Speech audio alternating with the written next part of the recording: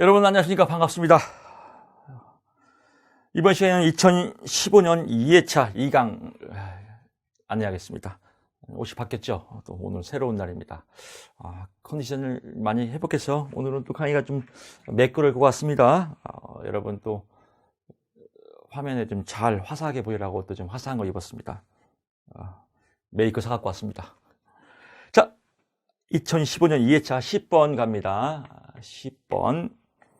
CMI, 태도, 척도 세 가지를 쓰고 설명하시오. CMI.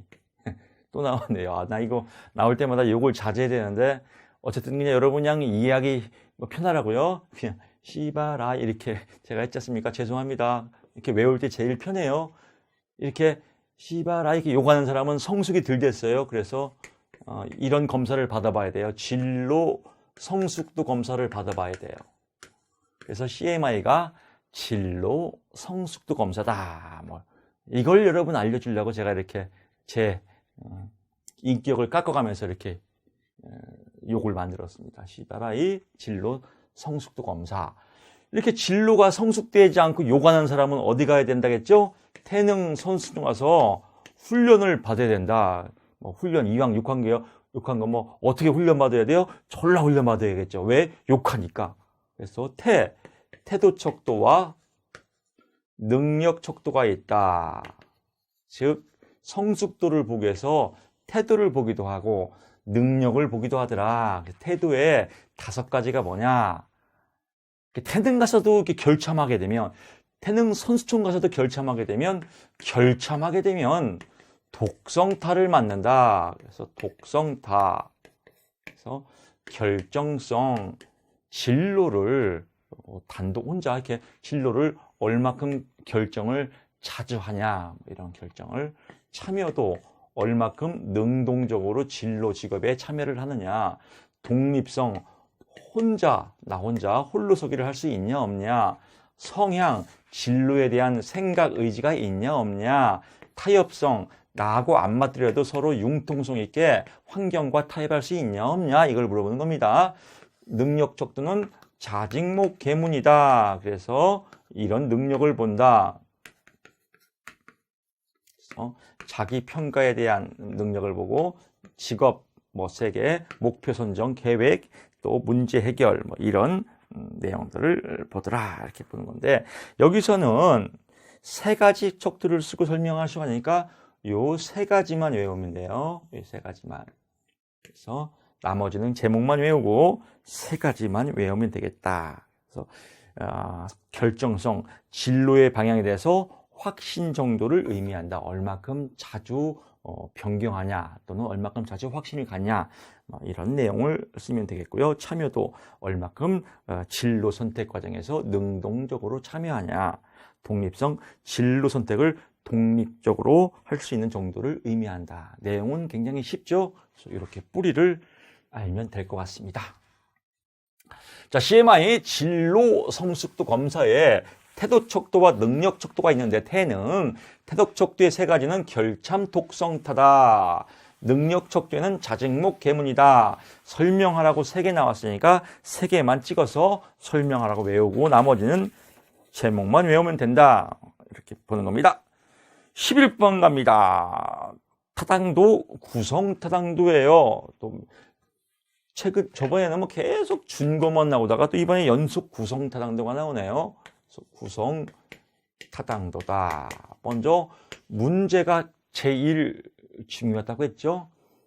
타당도는 뭐예요? 맞냐, 안 맞냐, 무엇이 전체적인 구성이 맞냐, 안 맞냐. 그래서 구성을 잘 만드는 드라마를 뭐라고 그래요? 구성작가라고 하지 않습니까? 드라마 구성작가. 그래서 드라마끼리 관련 있는 주인공들을 잘 이렇게 매칭을 해야 되고, 그 주인공들이 또 드라마에 관련성 있는 얘기가 많이 나와야 되고, 또 관련성 없는 얘기는 안 나와야 되고, 그런 짜임새예요. 그래서 문항을 만드니까 문항끼리 서로 잘 관련성 있는 상관계수가 맞는 문항끼리 잘 만드는 것을 요인 분석이라고 그래요. 그 다음에 새로 만든 새로 만든 검사와 신개발 검사와 기존의 검사의 연관성을 서로 비교해서 관계 있는 변인들이 많이 포함되어 있다. 상관관계가 높다 그러면 수렴 타당도가 높다. 그래서 두 가지의 관계성을 물어보는 것을 수렴 타당도라고 그래요. 잘 맞게 수렴을 했냐, 잘 맞게 수렴을 했냐 이거죠. 변별 타당도는요, 얼마큼 변별력이 있냐 이거예요. 얼마큼 구별을 잘했냐 이거예요. 구별을 어떻게 관련 있는 거와 관련 없는 것을 얼마큼 구별을 잘했냐. 그래서 구별을 잘한 타당도예요. 그래서 새로 나온 검사와 신개발 검사와 또 기존에 또 검증된 준거 검사를 비교해서 서로 상관계세가 서로 없는 거, 상관계수가 그러니까 쓸데없는 게 없는 것들이 많이 안 나올수록 변별 타당도가 높다 이렇게 보는 겁니다. 상관관계가 낮을수록 변별 타당도가 높다라고 하는 이 상관관계는 앞에다 추가시키면 어떤 상관관계 관련 상관관계가 하나 더 추가시킵시다. 수렴 타당도는요 관련 있는 변인들이 많이 나올수록 수렴 타당도가 높고요. 변별 타당도는 관련 없는 변인들이 많이 안 나올수록 변별 타당도가 높다. 그래서 이 관련 있는 또는 관련 없는 이 말을 더 추가시키면 훨씬 문항이 매끄럽겠죠. 다시 갑니다. 수렴 타당도는 관련 있는 변인들이 많이 나올수록 수렴 타당도가 높고 신개발 검사와 기존의 준거 검사와 변별 타당도는 신개발 검사와 기존의 준거 검사와 관련 없는 변인들이 많이 안 나올수록 변별 타당도가 높다 이렇게 보는 겁니다. 그러니까 여기는 쓸데없는 게 많이 안 나와야 되고 여기는 쓸데 있는 게 많이 나와야 되고 여기는 구성들이 잘 구성되어야 되고 문항들이 그런 겁니다. 간단해요. 간단한 걸 자꾸 뭐 기존의 책이 너무 복잡하고 또 기존 강의들이 너무 복잡하니까 어려운 거예요. 타당도 맞냐 안 맞냐, 신뢰도 같냐 안 같냐, 구성 타당도 구성이 맞게 되어 있냐 안 되어 있냐, 요인 분석 문항들이 잘 구성이 되어 있다, 요인 분석 관계 있는 것이 잘 되어 있다, 수렴 타당도 관계 없는 것들이 많이 안 나왔다, 변별 타당도 간단하죠. 지식은 사실은 간단해요. 간단한데 자꾸 학자들이 어렵게 만들어요. 왜? 그래야 있어 보이니까. 있어 보이는 어렵게 만든 걸 또 쉽게 푸는 걸 또 스타 강사라고 그래요. 스타 강사라고 그래요. 참 그래요. 공부 참 쉬운데 얼마나 쉬워. 인지가 뭐라고 했어요? 대가리, 적성, 능력, 흥미, 좋아하는 거 얼마나 좋아요. 얼마나 쉬워. 치환, 전치, 전이, 화풀이, 또 투사, 남, 탓, 전이, 옮기는 거 이게 탁탁탁 떨어져야 돼. 12번 갑니다. 최저임금제 갑니다. 최저임금제. 이거 아주 지금 사회 이슈의 이슈. 최저임금제를 올리면 근로자가 혜택을 보는데 또 최저임금제를 올리면 또 중소 이렇게 영세업자들이 또 타격을 보고 그래서 아주 이게 뜨거운 감자의 최저임금제. 하여튼 올리긴 올려야 되는데 또 거기에 또 부응하는 대책도 좀 필요하겠죠. 그래서 이거는 장단점이 전부 다 사회 이슈예요. 두 개를 다 공부하셔야 돼요. 여기는 뭐 효과인데 효과가 장점이에요. 장점은 잘 봅시다. 간단해요. 여러분 한번 생각을 해보세요. 근로자의 돈이 올라갔어요. 그럼 근로자가 어떻게 돼요? 기분이 좋아지겠죠. 기분이 좋아지면 어떻게 해야 돼요? 생산성이 높아지겠죠. 동기부여가 잘 되겠고 사기가 올라가고 또 사기가 올라가고 임금이 올라가니까 제품을 싸구려 만들면 안 되겠죠. 그래서 고부가가치 있는 상품을 만드니까 산업이 고도화되고 또 그만큼 임금이 올라가니까 경기도 활성화되고 또 유효수요는 간단해요. 유효수요. 다시 한번 설명할게요. 수요가 뭐예요? 살려는 마음. 그 살려는 마음이 유효해. 그거는 무슨 말이냐? 살 돈이 생겼다 이거예요. 살 살돈이. 내가 지금 똥가방을 가고 싶어요. 루이비통. 똥가방을 가고 싶은데 똥가방에 대한 지금 사고 싶은 마음이 있어. 이걸 수요가 있다가 수요가. 근데 지금 돈이 있어. 유효하다. 그래서 이걸 유효 수요. 다른 말로 실질적으로 살 수 있다. 실질 수요. 근데 지금은 내가 못 사고 터덜것하면 꼭 똥가방을 사고 싶어요. 내 마음속에 잠재되어 있어. 이걸 잠재 수요라고 하죠. 그러니까 유효 수요, 살 돈이 있다. 왜 살 돈이 있어요? 최저임금이 올렸으니까 그만큼 돈이 많이 늘어났으니까 살 돈이 생겼다. 그래서 뭐 유효 수요 확대 이 중에서 여러분들이 좋아하는 거 뭐 3개 또는 6개까지 나오니까 6개 찍어서 외우시면 되겠고요. 단점은 최저임금이 올리니까 뭐 기업에서는 인건비가 많이 나가니까 인건비를 줄이려고 일자리를 줄이겠죠. 그래서 일자리가 뭐라겠죠? 노동 수요. 이게 딱 떨어져야 돼. 수요. 살려는 마음이다. 무엇을? 노동을. 누가? 기업이. 왜? 일자리를 만들려고. 일자리를 다른 말로 뭐라고 했어요? 고용이다. 그래서 일자리 고용을 노동 수요로 간다. 노동 수요 일자리. 이게 탁 치고 들어가야 돼요. 그래서 노동 수요가 감소된다. 무슨 말이에요? 일자리가 감소된다. 유식한 말로 노동 수요가 감소된다. 이 말이 생각이 안 나면 그냥 일자리가 감소된다. 이렇게 써도 됩니다. 두 번째, 부가급여, 월급 이외의 보상의 대가, 즉 뭐 옷값이나 식비, 교통비 뭐 이런 것들을 지원을 안 해주겠죠. 그래서 부가급여 축소. 또 몰래 계약서에는 그냥 법대로 최저임금 쓰고 몰래 그냥 야매로 이렇게 고용하는 거. 노동시장에 암시장이 형성된다. 이것도 나올 가능성이 있어서 제가 추가로 설명을 했습니다. 13번 갑니다. 규준시 표집. 자, 13번. 규준 제작식. 규준은요, 비교하는 거예요. 서로 상대방을 비교할 때 표집 방법, 어떻게 모집단을 만드냐 이거예요. 어떻게. 대표 집단을 모집단으로 해요. 엄마 집단이 아니라 모집단, 대표 집단을 어떤 식으로 만드냐 이거예요. 그 만드는 방법 3가지를 설명하시오. 그러니까 문제가 중요해요. 비교하는 어떤 검사를 만드는데, 모집단을 만들 때 어떤 방법으로 만드냐, 대표 집단을, 그 순서를, 종류를 3가지를 쓰라고 했어요. 첫째, 단순 무선 표집. 여러분 다 아시죠? 그냥 단순하게 제비뽑기에서 무작위로 뽑는 방법을 단순 무선 표집이라고 한다. 1년 번호를 구성원 간에 1년 번호를 정해놓고 무작위로 표집하는 방법. 층화 표집 또는 다른 말로 유층 표집이라고 돼요. 유층 표집이다. 그래서 층이 2가지예요. 층이. 그래서 모집단이 이질적인 하위 단계로 구성되어 있을 때 사용하는 표집 방법이다. 예를 들면 뭐 종교 집단을 표집하는데 기독교는 기독교, 불교는 불교, 유교는 유교, 이슬람은 이슬람 이렇게 따로따로 표집해서 이렇게 표집하는 방법을 층화 표집이라고 한다. 또 짐락 표집이라 짐락 표집이라고도 하고 또는 뭐 군집 표집이라고 해요. 벌써 모여 있지 않습니까? 집단이. 그래서 군락지 이렇게 하지 모여 있는 걸.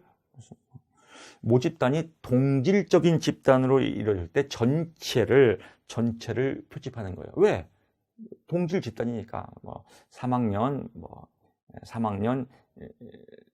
예를 들면 3학년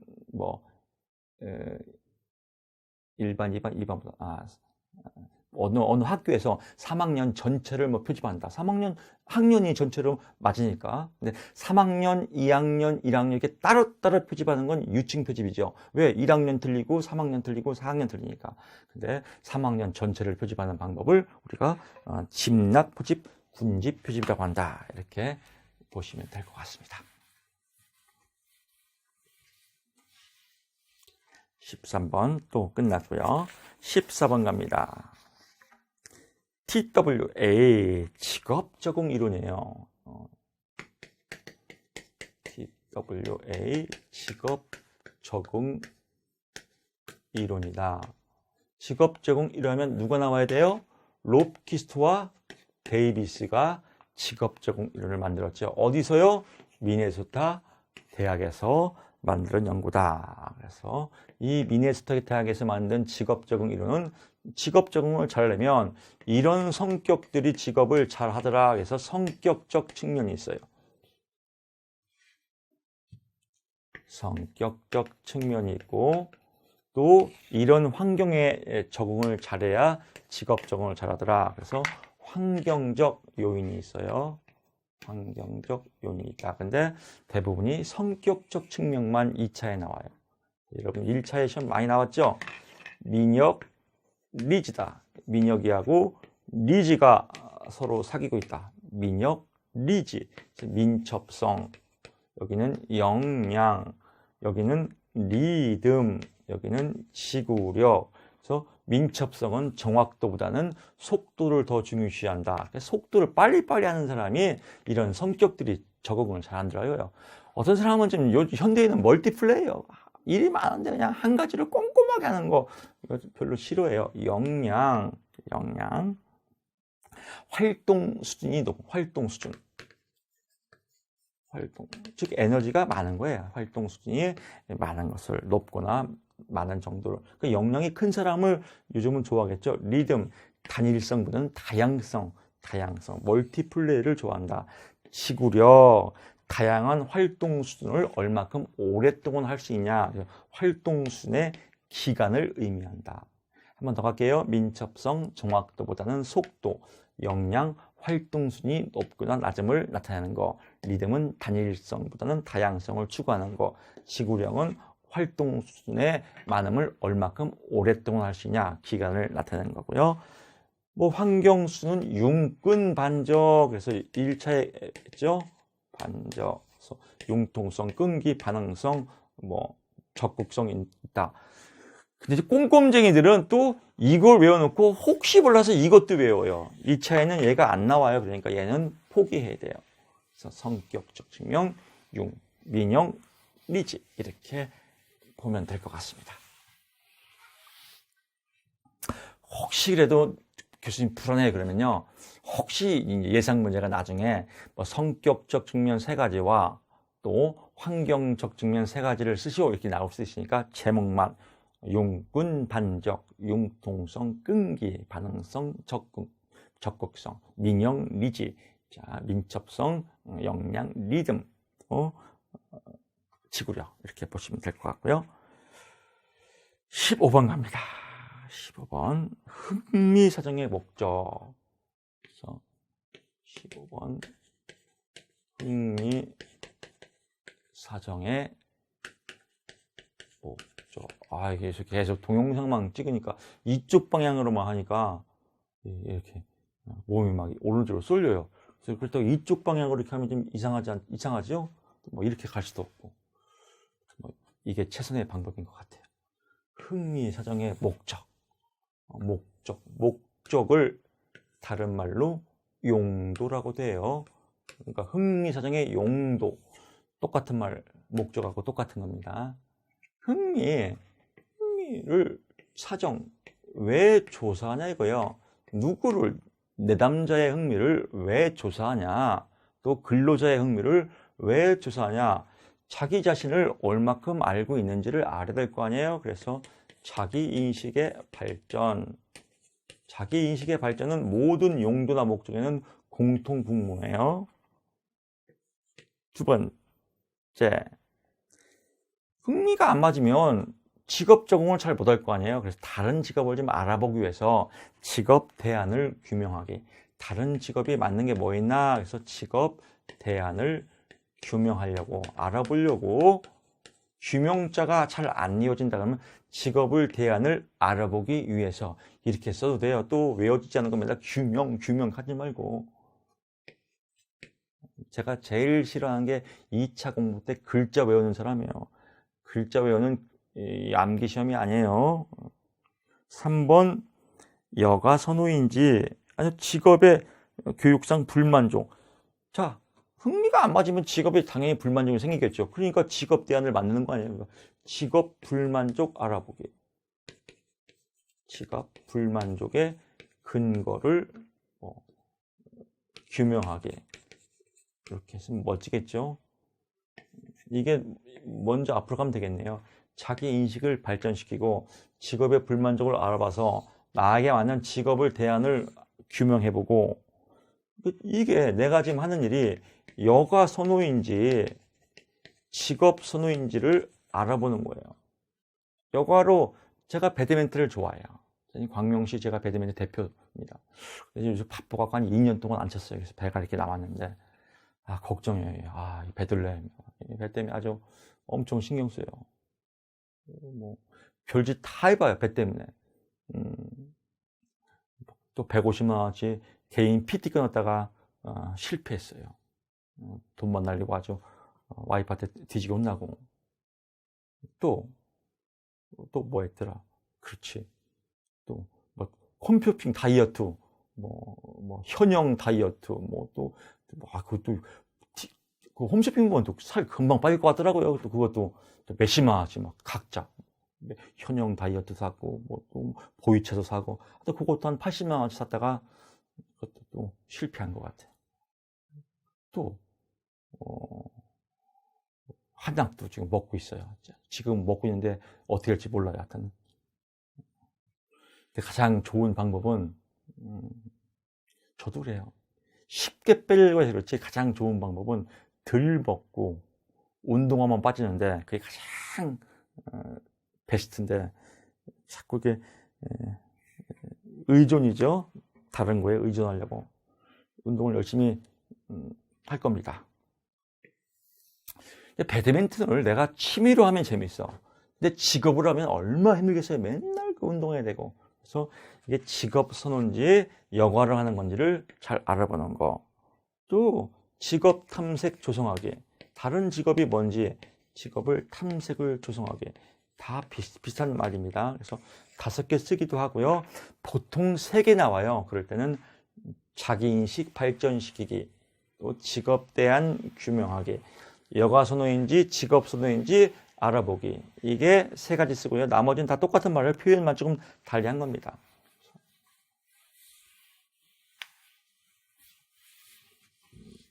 이렇게 해서 15번 갔고요. 16번 갑니다. 16번. 마찰적 실업과 구조적 실업과 경기적 실업을 각각 설명하시오. 마찰적 실업. 우리 시험에 제일 많이 나오죠. 1차에서도요. 마찰적 실업.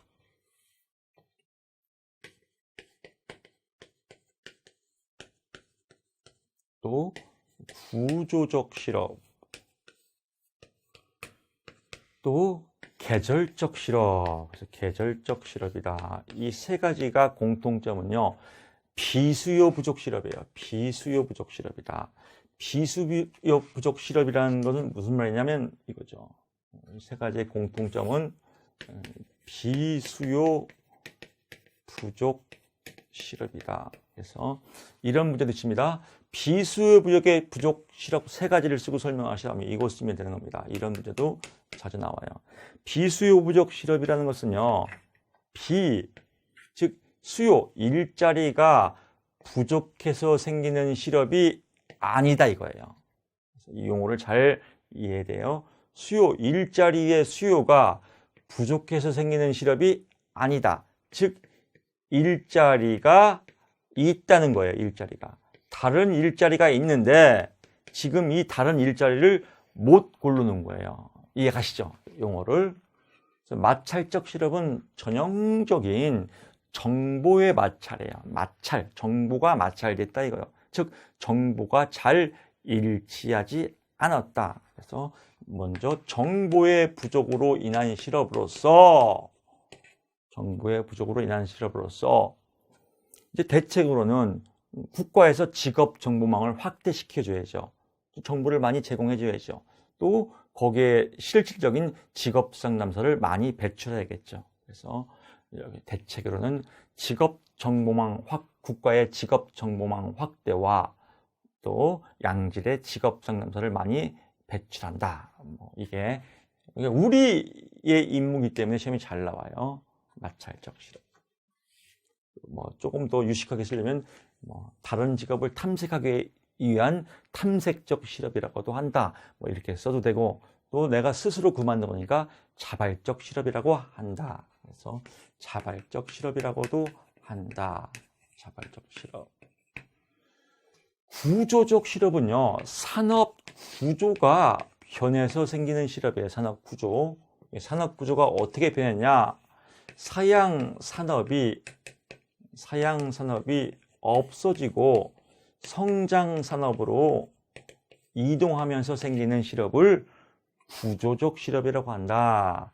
대책으로는 일로 이게 없어지니까 이 성장 산업에 해당하는 신기술을 배워야겠죠. 그래서 교육훈련 투자가 강화시켜야 된다. 또 신성장지에 있는 데로 이사 가야죠. 그래서 정부에서 이지금을 보조해 준다. 여기서 경기적 실업이군요. 죄송합니다. 계절적 실업이 아니라 문제가 경기적 실업이네요. 경기적 실업이면 요거는 아니죠. 비수요 부족할 때는 계절적이니까 이 두 가지는 비수요 부족이고, 경기적 실업은 수요 부족 실업이에요. 수요 부족 실업. 즉 일자리가 없어서 생기는 실업이에요. 경기적 실업은 일자리가 없는 거죠. 왜? 경기가 안 좋으니까. 그래서 경기 불황으로 인해서 생기는 실업으로서 경기 활성화가 대책이다. 이 경기 활성화를 하려면 유효 수요를 확대시키고, 유효 수요를 확대시키려면 금리를 내려야 되겠고, 왜? 돈이 많이 시중에 돌아가야 되니까. 또 국가의 재정을 풀어야겠죠. 그래서 확대 재정 정책 등이 필요하다. 이렇게 쓰면 되겠고요. 조금 더 유식해 쓰면 이걸 빼면 되겠네요. 경기적 실업은 수요 부족 실업이라고 한다. 또 마찰적 실업과 구조적 실업은 비수요 부족 실업이라고 한다. 이렇게 더 빼고, 또 마찰적은 자발적 실업이다. 나머지는 다 비자발적 실업이다. 이런 걸 엮어서 여러분들이 답안지에 풍성하게 쓰면 멋진 답안지가 될 것 같습니다.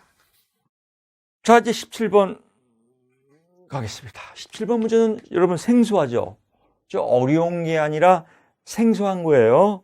그래서 안 배웠다고 해서 또 듣보잡 나오네 벌벌 떨지 말고요. 가만히 들여다보면 그냥 인문학적 요소예요. 또 우리가 배웠던 지식이 있거든요. 문제를 가만히 보면요. 목표 설정이에요. 목표 설정. 여러분 1차에 배웠지만 상담의 목표를 설정할 때는 목표는 구체적으로 설정하여야 한다. 기억나죠? 목표는 실현 가능하여야 한다. 목표는 내담자가 원하고 바라는 것이어야 한다. 이게 상담의 목표 설정할 때 기본 원리 아니겠습니까? 그럼 이 목표가 나왔으니까 이렇게 풀면 돼요. 근데 앞에 주어가 뭐예요? 면접을 준비하는 A씨, 금연을 하고자 하는데, 면접을 준비하는 A씨가 금연을 하고자 한대요. 그럴 때 목표 설정 원리 3가지를 쓰세요. 목표 설정, 제가 이제 모범 답안을 써놨지 않습니까? 면접 실시 일정까지 금연하기로 한다. 당연하겠죠. 1번, 목표는 구체적이어야 하니까 우선 면접 10일 전까지 하루에 한 갑, 하루에 10개 피, 5일 전까지는 하루에 10개에서 5개 피, 또 1일 전까지는 하루에 5개에서 점점점 줄인다. 상세하게 구체적으로 한다. 즉 실현 가능성이 있어야 한다. 내일부터 끊을 거야. 이거보다는 서서히 줄여가면서 끊는다. 목표는 내담자가 원하고 바라는 것이 한다. 진짜로 담배를 끊고 싶어서 면접을 잘 보고 싶다.